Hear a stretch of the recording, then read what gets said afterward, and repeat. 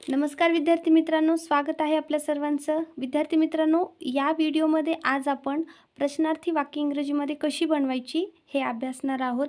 इंग्रजीमध्ये प्रश्नार्थक वाक्य बनवणं अगदी सोपं आहे, कारण ती वाक्य फक्त दोनच प्रकारे बनवली जात असतात. एक तर हेल्पिंग वर्ब म्हणजेच सहाय्यकारी क्रियापदाचा वापर करून, आणि दुसरं WH वर्ड म्हणजेच प्रश्नार्थी शब्दांपासून बनवली जात असतात. चला तर मग वेळ न लावता सुरू करूयात. तर पहा विद्यार्थी मित्रांनो, आज आपण फक्त व्हर्बल क्वेश्चन्स, ज्यालाच आपण येस नो टाईप क्वेश्चन्स हे पाहणार आहोत. व्हर्बल क्वेश्चन्स म्हणजेच सहाय्यकारी क्रियापदाने सुरू होणारे प्रश्न असतात, ज्याचे उत्तर हो किंवा नाही या दोन शब्दामध्ये दिले जात असते. पहा, सहाय्यकारी क्रियापदाने सुरू होणारे प्रश्नार्थी वाक्य. तर सर्वप्रथम आपण सहाय्यकारी क्रियापद कोणती आहेत हे पाहणार आहोत. पहा, हेल्पिंग व्हर्ब्स किंवा त्याला ऑक्झिलरी व्हर्ब्स असे म्हटलं जात असतं. तर हे ऑक्झिलरी व्हर्ब हे दोन प्रकारचे असतात. एक असतात प्रायमरी म्हणजेच प्राथमिक, आणि दुसरं मॉडल ऑक्झिलरी व्हर्ब म्हणजेच भाववाचक सहाय्यकारी क्रियापदे. तर प्राथमिक सहाय्यकारी क्रियापदे एकूण 11 आहेत, आणि मॉडल भाववाचक ऑक्झिलरी व्हर्ब हे एकूण 13 आहेत. पहा, प्रायमरी जे मॉडल ऑक्झिलरी व्हर्ब असतात, प्रायमरी ऑक्झिलरी व्हर्ब असतात, तर त्यामध्ये टू बी, टू हॅव आणि टू डू अशी 3 रूपे पडत असतात, जी की काळानुसार वापरली जात असतात. तर सर्वप्रथम टू बीची रूपे म्हणजे वर्तमान काळामध्ये वापरली जाणारी ॲम, इज, आर ही आहेत. तर भूतकाळामध्ये कंटिन्युअसमध्ये वॉज, वेअर ही वापरली जात असतात. त्यानंतर टू हॅव म्हणजे कंप्लीट टेन्स, जे आपलं परफेक्ट टेन्स आहे, तर त्यामध्ये यूज केली जाणारी हॅव आणि हॅज ही वर्तमान काळी आहेत, तर हॅड हे भूतकाळी आहे. आणि टू डू म्हणजेच आपण जे सिम्पल प्रेझेंटमध्ये किंवा प्रेझेंट टेन्समध्ये जे वापरत असतो किंवा सिम्पल पास्टमध्ये, सिम्पल टेन्समध्ये वापरली जाणारी आहेत ही डू आणि डज ही सिम्पल प्रेझेंटसाठी वापरली जातात. तर डीड हे सिम्पल पास्टसाठी वापरलं जात असतात. तर अशा प्रकारे ही टू बी, टू डू आणि टू हॅवची मिळून एकूण 11 प्राथमिक सहाय्यकारी क्रियापदे आहेत, म्हणजेच प्रायमरी ऑक्झिलरी व्हर्ब आहेत. त्यानंतर मॉडेल ऑक्झिलरी व्हर्ब ही एकूण 13 आहेत. पहा, सर्वप्रथम शाल आणि विल, तर ही फक्त भविष्यकाळ दर्शवण्यासाठी वापरली जात असतात, आणि भविष्यकाळामध्ये पण फक्त आय आणि वुई या दोनच सर्वनामासोबत ही वापरली जात असतात. त्यानंतर पॉसिबिलिटीज दाखवण्यासाठी शूड, वूड, कॅन, कुड, मे, माईट, मस्ट अशा प्रकारचे मॉडेल ऑक्झिलरी वर्ब यूज करून आपण प्रश्न बनवू शकतो. त्यानंतर ही 4 आहेत, ज्याला की सेमी मॉडेलसाठी असे म्हटले जात असते. Dare to, out to, use to आणि नीड टू. तर विद्यार्थी मित्रांनो, अशा प्रकारे एकूण ऑक्झिलरी व्हर्ब हे एकूण 24 ऑक्झिलरी व्हर्ब आहेत. त्यामध्ये 13 हे प्राथमिक आहेत, तर 11 प्राथमिक आहेत आणि 13 हे मॉडेल ऑक्झिलरी व्हर्ब आहेत. त्यानंतर पहा, सहाय्यकारी क्रियापदापासून सुरू होणाऱ्या प्रश्नार्थी वाक्याची रचना. तर याचं स्ट्रक्चर किंवा फॉर्म्युला हे आपल्याला असं सांगता येईल की वाक्याची म्हणजेच प्रश्नाची सुरुवात ही सहाय्यकारी क्रियापदाने होत असते. त्यानंतर प्लस कर्ता यूज केला जातो. त्यानंतर क्रियापद लिहिलं जातं. त्यानंतर इथं अदर वर्ड जे असतात, म्हणजेच त्याला आपण कर्म किंवा ऑब्जेक्ट ज्याला म्हणतो, तर ते लिहिलं जातं. आणि शेवटी प्रश्नचिन्ह, म्हणजेच इंग्लिशमध्ये helping verb plus subject plus verb plus object plus question mark. चला आता याची काही उदाहरणे पाहूयात. पहा, फॉर एक्झाम्पल, तू येशील का.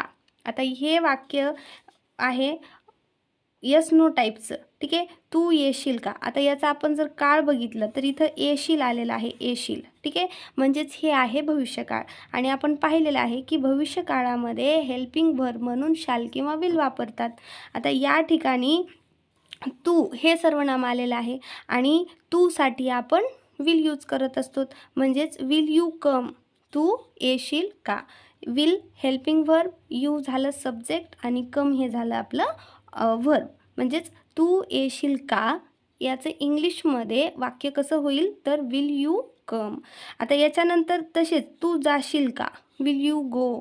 तो येईल का, विल ही कम, ठीक आहे. अशा प्रकारची वाक्य आपल्याला बनवता येतात.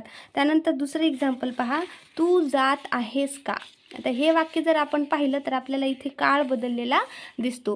तू जात आहेस का, आहेस का लागलेला आहे. याचा अर्थ हे वाक्य कंटिन्युअसमधलं आहे, आणि ते आहेस म्हणून हे प्रेझेंट कंटिन्युअसमधलं आहे आणि आपल्याला माहिती आहे प्रेझेंट कंटिन्युअसमधली टू बीची रूपे आहेत ॲम, इज आणि आर. तर यापैकी आपण इथं कर्त्याचा जर विचार केला तर तू आहे म्हणजेच यू आहे आणि यू सोबत आपण आर यूज करतो, म्हणून या प्रश्नाची सुरुवात होईल आरने. आर यू गोईंग म्हणजेच तू जात आहेस का. ती जात आहे का जर आपण विचारलं तर तीसाठी आपण सिंग्युलर आहे म्हणून इज हे हेल्पिंग वर्ब वापरतो. तर इज ही गोईंग, ती जात आहे का. मी जात आहे का असा जर आपल्याला प्रश्न विचारायचा असेल तर मीसाठी आपण आय वापरतो आणि आय सोबत ॲम हे सहाय्यकारी क्रियापद यूज केलं जातं, म्हणून वाक्य आपलं कसं होईल, ॲम आय गोईंग, मी जात आहे का. ठीक आहे.